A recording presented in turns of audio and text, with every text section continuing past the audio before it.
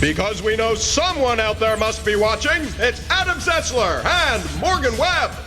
Welcome back to X-Play. We have a game based on a ride at Disneyland. And I know you're all squirming with anticipation. Is it a Country Bear Jamboree dating sim? A twirling teacup fighter? A Mr. Toad's Wild Ride RPG? No. It's the Haunted Mansion. And blissfully, the game has almost nothing to do with the craptastic movie. Still not looking forward to it. Here's our review.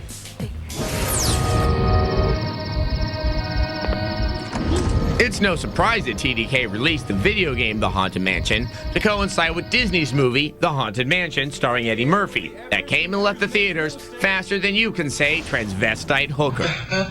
What? Now 10 Disney dollars says you're probably thinking that the game sucks just as bad as the movie. No offense, Mr. Murphy. But you can't always judge a book by its cover. I mean, you can't judge a game by its movie. I mean, never. You know what I mean.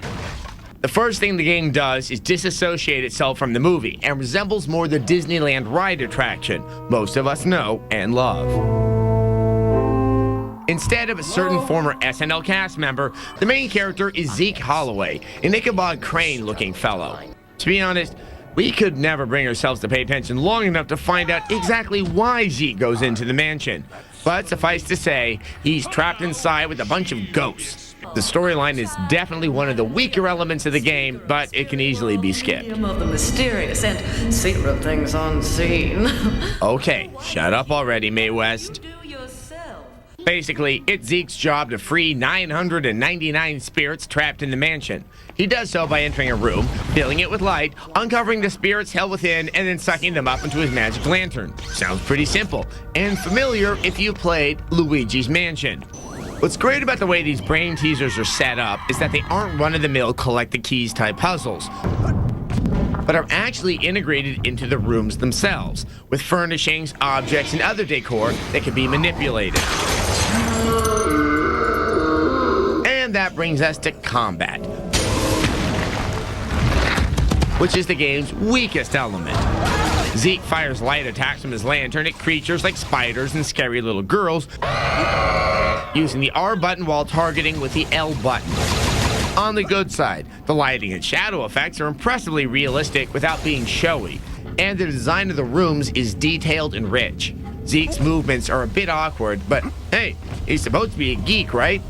Geeks move awkwardly.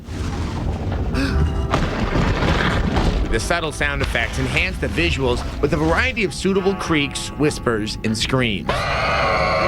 Okay, Mom, I'll take out the garbage already.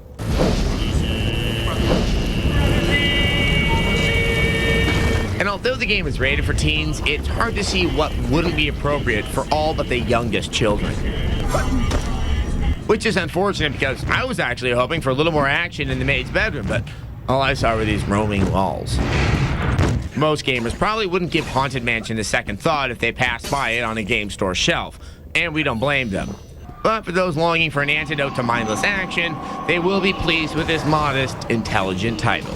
X-Play gives it a 3 out of 5.